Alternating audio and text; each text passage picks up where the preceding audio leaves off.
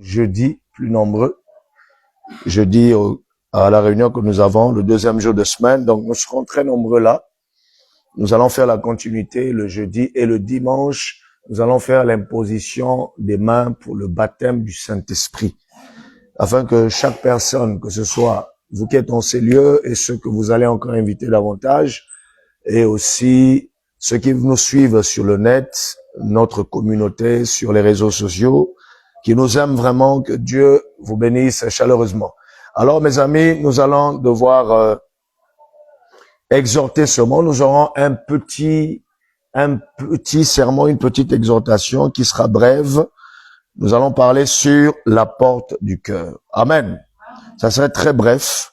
C'est une exhortation, ce n'est pas un enseignement, ce n'est pas une prédication, mais juste une petite exhortation pour éveiller les consciences des fils et des filles de Dieu. Nous allons prendre la parole de Dieu dans le Saint Livre de l'Apocalypse, chapitre 3. Prenons à partir des versets 20 à 21, il est dit, voici, je me tiens à la porte et je frappe. Si quelqu'un entend ma voix et ouvre la porte, j'entrerai chez lui, je souperai avec lui et lui avec moi. Voici, je me tiens à la porte et je frappe. Si quelqu'un entend ma voix et ouvre la porte, j'entrerai chez lui, je souperai avec lui et lui avec moi. Et le verset 21 dit, celui qui vaincra, je le ferai asseoir avec moi sur mon trône, comme moi j'ai vaincu et me suis assis avec mon Père sur son trône. Que Jésus-Christ bénisse sa parole. Nous pouvons acclamer. Alors, mes amis, par sa grâce, nous allons apporter, vous pouvez vous asseoir, apporter cette petite exhortation brève, mais qui sera colossale, qui sera bénissante. Nous allons parler sur le thème qui intitule la porte du cœur. Puisque nous allons faire la suite sur le Saint-Esprit le jeudi et le dimanche, mais aujourd'hui nous allons parler sur la porte du cœur. Alors mes amis, la porte, qu'est-ce que c'est? La porte, c'est une issue qui permet d'entrer et d'en sortir. La porte, c'est une issue, c'est un accès qui permet de pouvoir entrer et sortir, ou de pouvoir faire entrer et de faire sortir. Alors, mes amis, ici, la Bible nous dit dans le Saint Livre d'Apocalypse, chapitre 3, vous savez qu'Apocalypse, c'est le tout dernier livre de la Bible. Apocalypse qui veut dire révélation, c'est une expression grecque. Révélation, donc, Apocalypse nous révèle les mystères cachés de Dieu. Apocalypse nous révèle ce que Dieu avait fait, ce que Dieu fera. Et nous sommes arrivés au temps de la fin, et ce livre que nous venons de lire et ce chapitre 3 d'Apocalypse, au verset 20-21, concerne les derniers jours, l'église de la Odyssée. L'église du temps de la fin. La Odyssée qui veut dire les ténèbres épaisses ou la confusion. Donc nous sommes arrivés à un temps où la confusion est tellement grande sur terre. Vous allez voir que les hommes veulent devenir des femmes, les femmes veulent devenir des hommes. Aujourd'hui, il y a ce qu'on appelle la transsexualité, l'esprit de transgenre. Donc, on a transformé le genre humain. Amen. Et mes amis, il y a des hommes, des êtres humains qui deviennent des moutons, ce qu'on appelle des transespèces. Il y a des hommes qui deviennent des chiens, des chevaux. Et il y a des hommes qui disent qu'ils sont pas humains, mais ils sont reptiliens. Donc, ce sont des reptiles. Ils sont nés du serpent. Et nous savons qu'au commencement, il y avait ce genre d'être qui avait été introduit dans la race humaine. C'était Caïn. La Bible nous dit dans le livre de Jean chapitre 3, verset 12, ne soyez pas comme Caïn qui était du malin. Donc, il y avait le serpent qui s'était mis avec la femme d'autrui. Donc, qui avait commis fornication. Et la femme d'autrui qui était mariée, Ève, avait commis adultère parce qu'elle avait brisé le serment de fidélité qu'elle avait fait par mariage à son époux qui était Adam. Et nous avons vu combien est-ce que depuis là, la race humaine était entrée, s'était vautrée dans le péché, dans les ténèbres. Mais il y a eu une issue de grâce qui est Jésus-Christ, la porte du ciel. Il a dit, je suis la porte du ciel, je suis la porte de la bergerie. Nul ne peut aller au Père, donc à la vie éternelle, le Père, l'Esprit, sans qu'il ne passe par le Fils. Le Fils qui est la parole, la porte. Vous voyez, le Fils sert de porte. Mais seulement ici, le Fils sert de porte, mais nous aussi, nous avons une porte par laquelle Dieu veut avoir accès. C'est pourquoi, ayant vu que le monde est dans les ténèbres, vous savez que quand on arrive à la fin, c'est là où tout doit être misé. Donc Dieu mise le tout de ce qu'il est. Il dit dans Zacharie 14:7, vers le soir, la lumière paraîtra. Pourquoi vers le soir? On pointe un jour, on pointe un âge, on pointe un temps, vers le soir. C'est présenté comme étant quelque chose qui viendra. Oui, cette chose, ce jour, cet âge, ce temps de la fin devrait arriver. Et il est arrivé en notre jour. Mais vers le soir, il faudrait qu'il y ait la lumière qui doit paraître, parce que les ténèbres, au temps de la fin, au temps du soir, prendront contrôle. Nous savons tous que le soir, il y a les ténèbres. Le temps du soir, c'est la fin de la fin des temps. Parce que la fin des temps a été introduite à l'arrivée du Messie, donc à la naissance de Jésus. Pendant son ministère, c'était l'introduction du temps de la fin. Voilà pourquoi la Bible dit que autrefois, Dieu nous avait parlé par des prophètes, et en ces derniers jours, en ce temps de la fin, il nous parle par le Fils.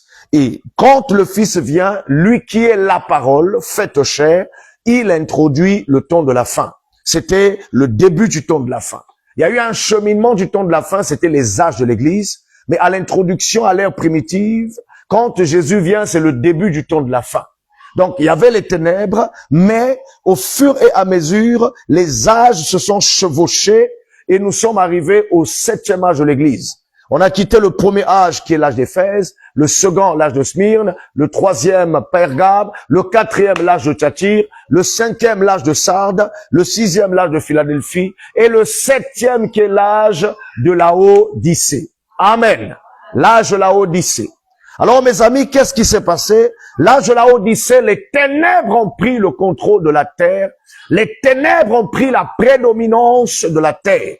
Nous avons le péché qui atteint son paroxysme, le péché qui atteint son apogée. Aujourd'hui, que ce soit les croyants chrétiens, les soi-disant, n'arrivent plus à pouvoir mettre la parole de Dieu en pratique. Pourquoi? Parce que la conscience des hommes est corrompue, telle qu'elle était corrompue à l'époque de Noé, où la Bible nous dit qu'au temps de Noé, la conscience des hommes était corrompue. C'était un passé, mais on dit ce qui arriva, selon Luc chapitre 30, chapitre 17, excusez-moi, versets 26 à 30, on dit ce qui arriva du temps de Noé, à partir du verset 26, arrivera de même à la venue du Fils de l'homme. Donc, au temps de Noé, la conscience des hommes était corrompue. Oui, en notre jour, la conscience des hommes aussi est corrompue. Au temps de Noé, Dieu s'en était décidé de finir avec l'histoire de l'humanité, de détruire la terre tout entière.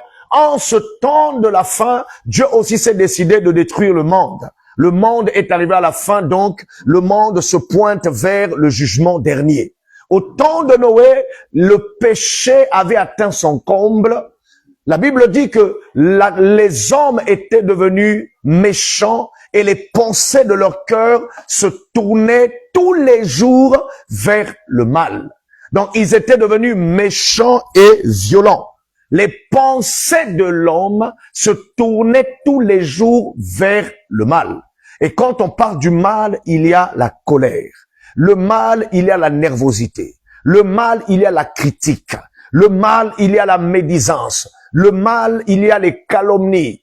Quand on parle du mal, il y a la tuerie, les meurtres. Quand on parle du mal, il y a les empoisonnements. Quand on parle du mal, il y a la jalousie, il y a la dépravation sexuelle, il y a l'impudicité, l'adultère, l'inceste, le viol, la fornication. Quand on parle du mal, il y a tout ce qui va avec le mal. Il y a l'occultisme, il y a le satanisme, il y a l'égoïsme, il y a tout ce qui va avec des vices contre nature. Donc des vices contraires à la bonne moralité, à la bonne nature humaine et aussi des vices contraires à la sainteté de la parole de Dieu. Et au temps de la fin, ce qui est arrivé du temps de Noé, au temps de Noé, Dieu avait suscité un message. Le message, c'était la justification. Dieu devrait justifier la terre. Au temps de la fin, Dieu suscite aussi un message qu'on appelle le message du temps de la fin. C'est toujours le Fils qui nous parle. Parce que le Fils, c'est la parole. Tel qu'il avait introduit le temps de la fin à l'ère primitive, quand il est venu, c'est le même qui a chevauché les âges de l'Église jusqu'à arriver au 7e âge de l'Église, depuis le premier âge qui est l'âge primitif. Nous voyons qu'au temps de la fin, Dieu doit achever avec l'histoire de l'humanité. Mais tu fais partie de l'humanité, j'en fais partie, nous en faisons tous partie. Mais seulement de quelle manière Dieu vient-il achever l'histoire de l'humanité? L'histoire de l'humanité va s'achever, bien aimé, d'une manière où il n'y aura plus personne qui pourra taper la poitrine et dire que tiens, là où je suis plus que, là où je suis, j'ai le dernier mot en tout, comme c'est le cas aujourd'hui. Parce que quand l'homme a l'argent, l'homme se dit tiens, je suis plus que tout le monde. Lorsque l'homme a des belles voitures, il a de belles maisons, il vit dans des châteaux, des chalets, des villas. L'homme vit dans de bons habitats. L'homme roule Porsche Cayenne, il roule Lexus. L'homme roule dans des très belles voitures, Lamborghini et autres. L'homme est beau, la femme est belle. Ces personnes-là souvent se disent être le paroxysme de l'humanité. Lorsqu'on a des relations partout, les portes nous sont ouvertes. On a l'impression que oui, le monde nous appartient, mais il y a un créateur qui est le propriétaire du monde. C'est celui dont il est dit dans Genèse chapitre 1, au commencement, Dieu créa les cieux et la terre. Donc le Dieu qui créa, c'est lui le propriétaire, c'est lui le créateur. Et nous, il nous envoyait sur terre pour accomplir une mission. Dans notre destinée, il y a une mission à accomplir. Dieu nous envoyait sur terre pour 3 choses. Premièrement, le connaître. D'abord, le rencontrer. Excusez-moi. Deuxièmement, le connaître. Et troisièmement, l'adorer qui est le servir. Le connaître au travers de qui? Au travers de sa parole. Mais Dieu envoie sa parole au travers de ses serviteurs. Ça, c'est d'abord le rencontrer. Tu le rencontres par le salut. Maintenant, le connaître, c'est dans les profondeurs de la méditation, les profondeurs des enseignements de la parole. Lorsque vous avez une relation personnelle, vous pouvez le connaître parce que Osée 4:6 dit « Mon peuple périt par faute de connaissance. Mon peuple est détruit parce qu'il lui manque la connaissance. » C'est le peuple de l'Éternel, destiné à la gloire de Dieu, destiné au salut, mais il est détruit, il périt parce qu'il lui manque la connaissance. Donc, il n'a pas la révélation de qui est Dieu, il n'a pas la révélation de qui il est, il n'a pas la révélation de qui est le diable et la révélation de ce qu'il est venu accomplir ici-bas sur terre. Mais troisièmement, l'adorer, le servir, bien aimé, c'est en mettant en pratique sa parole, en annonçant sa parole, en faisant sa volonté. Parce qu'on ne peut servir Dieu qu'au travers de sa volonté. Et Dieu n'a qu'une seule volonté, c'est sa parole. Alors, mes amis, il se tient devant la porte en ce temps de la fin. Puisqu'il avait suscité un message au temps de Noé, quand la conscience des hommes était corrompue, Dieu au temps de la fin suscite un message qu'on appelle le message des derniers jours, le message du temps de la fin. Dieu suscite aussi un messager, prophète, comme il avait suscité un messager qui avait un message, c'était un prophète Noé. Puisque la Bible dit ce qui arriva du temps de Noé arriva de même. Au temps de Noé, la sexualité, la dépravation sexuelle, la dépravation des mœurs était tellement exagérée. La dépravation des mœurs sexuellement était tellement à la une que tu pouvais prendre une femme sans un mariage. Quoique la Bible dit que les pères mariaient leurs filles, ils donnaient en mariage, mais c'était des mariages par contrainte, c'était des mariages par intérêt. Ce n'était pas des véritables mariages à la lumière de la parole de Dieu. Mais mes amis, en ce temps-là, la sexualité était devenue comme c'est le cas aujourd'hui. Et aujourd'hui, c'est comme à cette époque, ça devait même plus encore. Parce qu'à cette époque, il n'y avait pas de transsexualité. À cette époque-là, il n'y avait pas des transgenres. Il n'y avait pas l'homosexualité, mais il y avait l'impudicité. Quelqu'un me dit amen. Alors mes amis, Dieu maintenant, lui, il vient au temps de la fin par la voix du 7e ange, par la voix de la révélation des derniers jours. Il vient, il se tient devant la porte dans Apocalypse chapitre 3, verset 20. Il se tient devant la porte, il frappe. Il frappe comment? En disant la vérité. Parce que la caractéristique d'un véritable serviteur de Dieu, c'est pas de prêcher pour pouvoir égayer la foule, c'est pas pour plaire les gens, mais la caractéristique et le qualificatif qui confirme un véritable serviteur de Dieu, c'est lorsqu'il dit la vérité. C'est pas parce que tu vas lui payer de dîmes, tu vas lui donner des offrandes, c'est pas parce que tu vas faire le nombre dans l'église, ce n'est pas parce que non, ce n'est pas les hommes qui envoient les serviteurs de Dieu, mais c'est Dieu qui les envoie. Moïse a rencontré Dieu avant qu'il ne soit appelé l'envoyé de Dieu. Jonas a rencontré Dieu, il a écouté Dieu lui donnant des instructions et il devait aller vers Ninive. Il a préféré aller vers Tarsis parce qu'il savait que le peuple de Ninive était un peuple méchant, violent et incrédule. Alors Dieu a fini par le récupérer parce que quand Dieu appelle un homme à porter sa parole, à faire sa volonté, cet homme ne doit pas dépendre d'une congrégation, d'une communauté ou d'un système des hommes ou encore d'un soutien des hommes, mais il dépend de Dieu. Il ne vient pas pour les dîmes, il ne vient pas pour le nombre, mais il vient bâtir des hommes. Il ne vient pas bâtir des églises. Quoique les églises sont bâties pendant que le ministère est en train de faire son travail, mais, mes amis, le véritable travail du ministère, c'est pas de bâtir des édifices, des cathédrales seulement, mais c'est de bâtir des êtres, de bâtir des hommes et des femmes à l'image de Jésus-Christ. C'est pourquoi il se tient devant la porte en ces derniers jours. Et ce soir, il se tient devant ta porte. Quelle porte? La porte de ton cœur. Il frappe au travers de la vérité de l'évangile. Mes brebis entendent ma voix et elles me suivent. Mes brebis entendent ma voix et elles me suivent. Donc, quand il se tient devant la porte de ton cœur, c'est sa voix qui doit sonner. C'est sa voix qui doit tonner. Il appelle ton âme au salut. Il appelle ton âme à la repentance. Il appelle ton âme à la confession. Il appelle ton âme à la transformation. Il appelle ton âme qui est dans le péché, ton âme qui est tombée, ton âme qui regarde à autre chose, ton âme qui est distraite et ton esprit. Parce que l'âme qui pêche, la Bible dit, c'est celle-là qui mourra. De quelle mort il s'agit? Ce n'est pas seulement de la mort physique, la mort qui est la séparation d'avec son corps. Paul est mort, il a été séparé de son corps, mais son âme n'est pas morte. C'est lui qui a dit, même si je vins à mourir, mais celui qui est en Christ, celui qui a reçu Jésus ne mourra plus.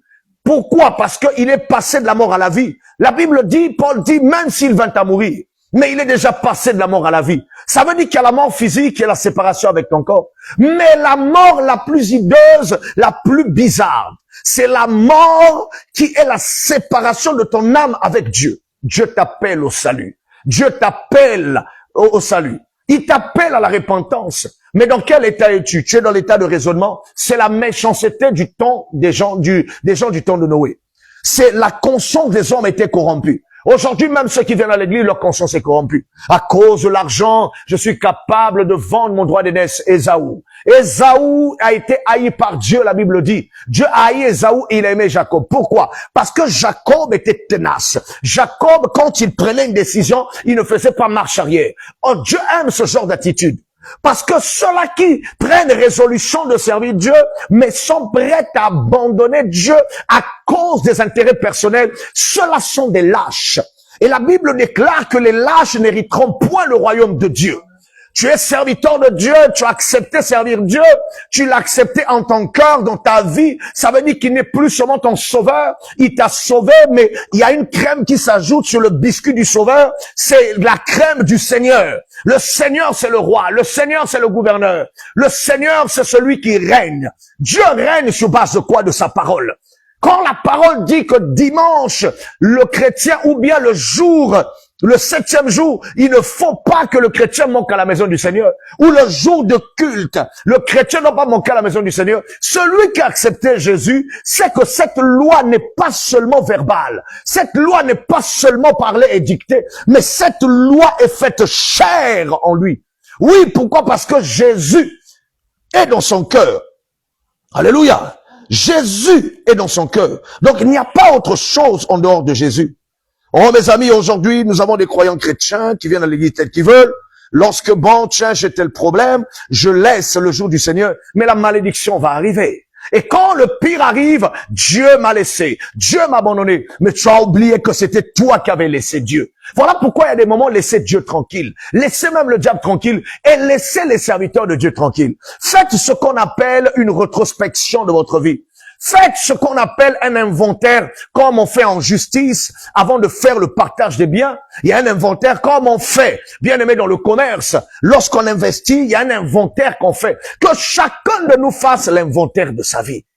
Oui, mes amis, toi qui es dans le péché, dans le monde, fais l'inventaire de ta vie. Toi qui es chrétien, fais l'inventaire de ta vie. Parce que si Jésus revient aujourd'hui, dans quel état viendra-t-il te trouver? Si Jésus revient maintenant, où seras-tu? Où iras-tu? Si tu meurs maintenant, parce qu'il y a le retour du Seigneur, mais aussi la mort. Si la mort arrive maintenant, où iras-tu? Oh bien-aimé, quand on meurt, on en rentre tous dans un seul chemin. Mais à la fin, au bout du tunnel, il y a deux autres chemins. Deux autres voies. Ceux qui ont marché avec le diable, ils vont faire quoi? Ils vont être attirés par des forces des ténèbres parce que c'était les démons qui les avaient séduits sur la terre. Et ces démons vont vous accuser. Le diable va vous accuser. Il va nous accuser. Oui, est-ce que moi je vous avais forcé? Si on pouvait mettre le diable sur un tribunal, il dira, n'est-il pas écrit dans la loi? Il va parler selon la Bible. Tu ne mentiras point. Est-ce que c'est moi qui avais forcé les gens de mentir? Moi, je suis le mensonge. Mon travail, c'est d'errer, c'est de séduire. Il a accepté la séduction. Est-ce que c'est moi qui est condamnable? Non. Le diable sera condamné parce qu'il avait désobéi à Dieu, il s'était rebellé à Dieu au ciel. Mais il ne sera pas condamné parce que toi, tu l'as accepté, parce que toi, tu as été séduit par lui. Non. Il sera condamné parce qu'il avait désobéi. Mais chacun de nous sera condamné, jugé par rapport à ses œuvres. Voilà pourquoi Dieu se tient devant la porte, il frappe par la parole. Il t'appelle brebis du Seigneur. Si tu es brebis, reviens à lui. Toi qui as rétrogradé, toi qui vis dans le péché, il t'appelle, toi qui étais chrétien, mais ton cœur s'est tourné vers le mal. Tu as perdu ton premier amour, tandis que hier, tu avais aimé Dieu. Hier, tu l'avais aimé. Hier, tu avais des principes. Mais aujourd'hui, à cause du monde, à cause de ce que les hommes disent, tu es capable de faire des compromis. Un enfant de Dieu ne fait pas des compromis avec la parole. Un enfant de Dieu obéit, mais on pratique la parole de Dieu. Pourquoi? Parce que le salut est au-dessus de tout, puisque ce qui est dans le salut, c'est la parole. Et alors, mes amis, se tient devant la porte du cœur.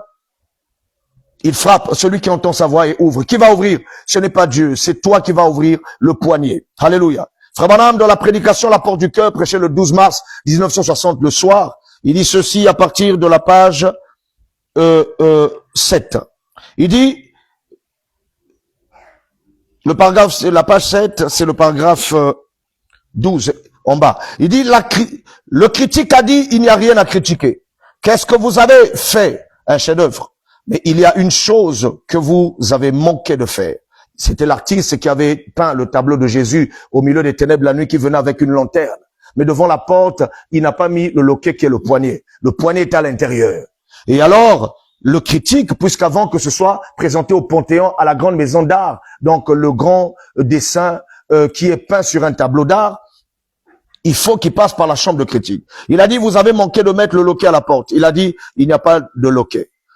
On dit dit l'artiste, c'est ainsi que je l'ai peint. Eh bien, reprit-il, comment peut-il entrer s'il n'y a pas de loquet? Il lui répondit, le loquet est à l'intérieur, c'est l'homme qui est à l'intérieur qui doit ouvrir. Je me tiens à la porte et je frappe. Si quelqu'un ouvre, Dieu ne tire pas votre cœur pour l'ouvrir. Il frappe tout simplement, donc par la vérité de l'évangile.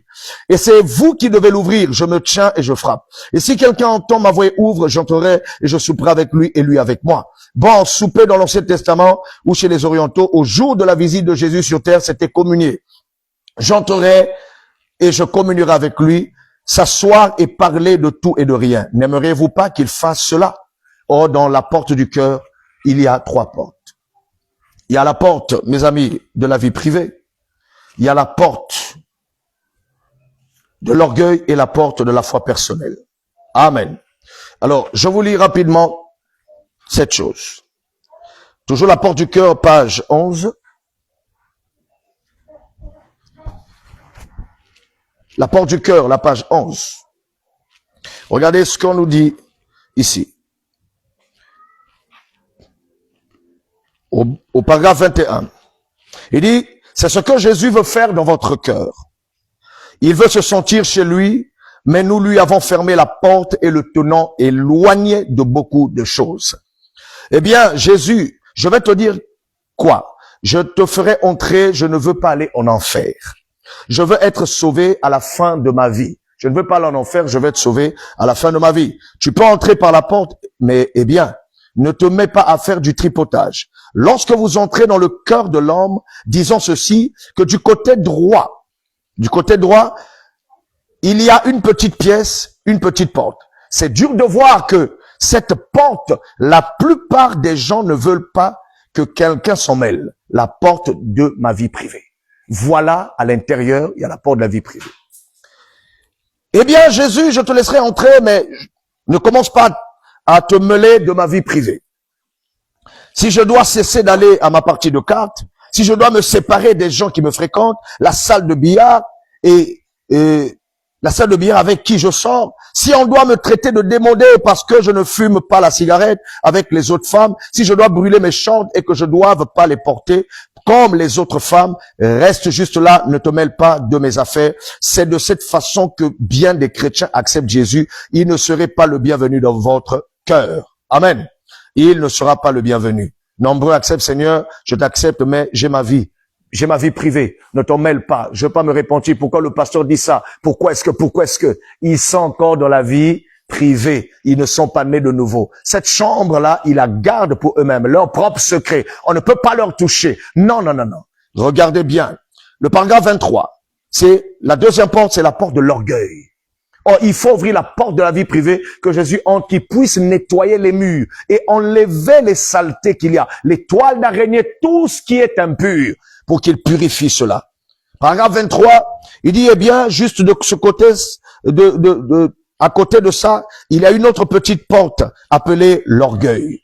Oh, c'est une porte horrible. Alléluia. C'est une porte horrible. Ça, c'est simple de savoir là où tu es avec Dieu.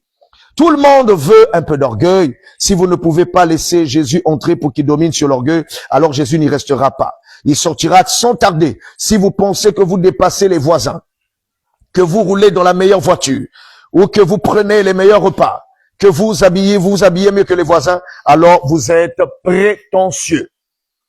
Alors Jésus quittera ce cœur par la même porte par laquelle il est entré. La troisième porte, c'est au paragraphe 24, c'est la porte de la foi personnelle. Il y a une petite porte juste à l'angle, c'est la porte de la foi. Oh, il y en a beaucoup. Parlons de foi un moment. Bon, je te laisserai entrer Jésus, donc la parole Jésus. Pasteur, oui, tu vas parler, mais parlons de la foi un moment. Bon, je te laisserai entrer Jésus, mais j'ai ma propre foi. Eh bien, il ne fera pas pas grand chose pour vous. Si vous avez votre propre foi, mais je n'ai pas besoin de foi, j'ai besoin de sa foi à lui. Ma foi ne vaut rien, c'est de la foi de Dieu dont nous avons besoin. La foi de Dieu en nous, ma foi ne vaut rien. Votre foi ne vaut rien. Il faut que Christ entre et se tienne à cette porte de la foi et qu'il soit Seigneur au-dessus de votre foi. Qu'il règne au-dessus de vous. C'est simple, la vie privée, c'est ma vie, on n'a pas droit. Le pasteur n'a pas droit. Le frère n'a pas droit. La sœur n'a pas droit. N'a pas droit, c'est fini. Et alors de telles personnes, ils n'ont rien à faire avec le salut, ils n'ont rien à faire avec le ciel. Et Dieu viendra juger nos pensées, nos paroles et nos œuvres. Alors dans quel état Jésus viendra-t-il te trouver si tu mourais? Ou bien si l'enlèvement se faisait. Que le Seigneur Jésus-Christ vous bénisse. Il y a un ciel à gagner et un enfer à éviter. Shalom.